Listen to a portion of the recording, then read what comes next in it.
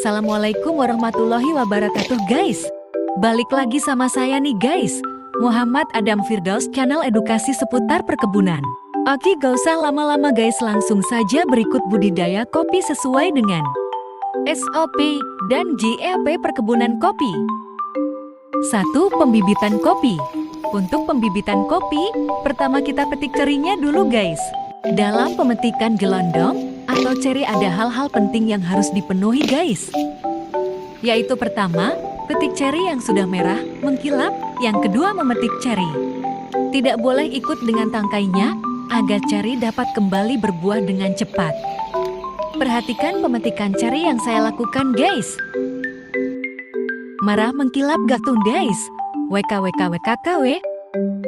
Oke guys, selanjutnya ceri yang sudah kita petik kita palper guys, agar cerinya bisa diolah untuk pembuatan benih guys.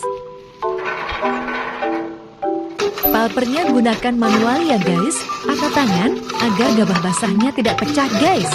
Kemudian ceri yang sudah kita palper, tadi kita fermentasi guys. Fermentasi dilakukan selama 1 malaman. Setelah kita fermentasi, selanjutnya kita buka, kemudian kita cuci dan sortasi guys. Sortasi biji terapung dilakukan agar biji yang dijadikan benih benar-benar biji yang berkualitas. Setelah kita sortasi, selanjutnya adalah penirisan dan pengering anginan benih. Setelah benih sudah siap, selanjutnya adalah penyiapan persemaian. Lahan persemaian yang sudah siap selanjutnya mendeder benih dengan jarak tanam 2 x 5 cm. Benih yang sudah dideder selanjutnya ditimbun dengan tanah. Setelah ditimbun dengan tanah, benih ditimbun kembali dengan serbuk pohon agar benih tidak berserak dan diangkat semut. Setelah itu disiram. Setelah itu, benih akan memasuki proses serdadu. Proses serdadu berjalan selama 1 bulan. Kemudian serdadu berubah menjadi kepelan. Pada tahap ini, namanya berubah ke tahap main nursery. Pada tahap ini, kita akan memindahkan kepelan ke polybag. Setelah penanaman ke polybag selanjutnya, kita menunggu hingga 7 bulan ke bibit siap tanam di lapangan.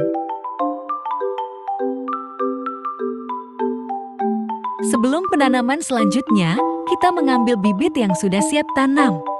Kemudian menyiapkan kompos sebagai bahan campuran tanah untuk penanaman. Selanjutnya kita mencampur kompos dengan tanah. Kemudian mengaduknya dan memasukkannya ke dalam lubang sampai 1/7 tanah di dalam lubang. Kemudian memasukkan bibit kopi dan kemudian menutup kembali lubang.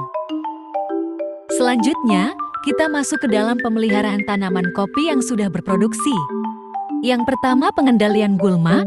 Dalam pengendalian gulma bertujuan untuk menghindari hama dan penyakit, memudahkan pemanenan, dan menambah nilai estetika. Yang kedua, pemangkasan kopi. Tujuan pemangkasan kopi adalah memudahkan pemanenan kopi, mempermudah masuknya cahaya ke dalam tubuh tanaman kopi untuk merangsang pembungaan. Yang ketiga yaitu pemupukan kopi. Dalam pemupukan kopi bertujuan untuk mengembalikan unsur hara yang hilang atau diserap oleh tanaman.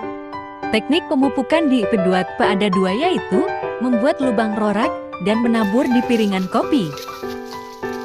Dan yang terakhir yaitu pemangkasan naungan. Pemangkasan naungan bertujuan untuk mempermudah cahaya matahari masuk ke tanaman produksi kopi yang bertujuan mengurangi kelembaban udara di musim penghujan. Teknik pemangkasan naungan kopi yaitu memangkas cabang-cabang bawah naungan dan membiarkan cabang-cabang yang menjulang ke atas menyisakan 50% bagian dari tanaman penaung. Yang ketiga adalah panen. Dalam teknik pemanenan kopi ceri yang diambil berwarna merah, mengkilap, dan pengambilan ceri tanpa tangkainya tujuannya untuk pembungaan selanjutnya.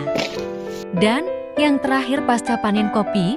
Dalam pasca panen kopi, ada 5 proses yaitu ceri dipulper menjadi gabah, gabah difermentasi, dicuci kemudian dijemur, setelah kering kadar air 40.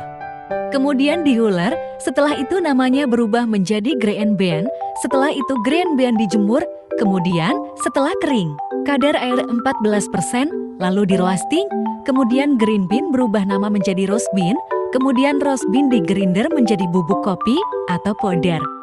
Nah itulah proses pasca panen kopi dari cari sampai bubuk kopi. Demikianlah proses budidaya kopi dari hulu ke hilir, dari pembibitan hingga pasca panen. Saya Muhammad Adam Firdaus undur pamit, sekian terima kasih.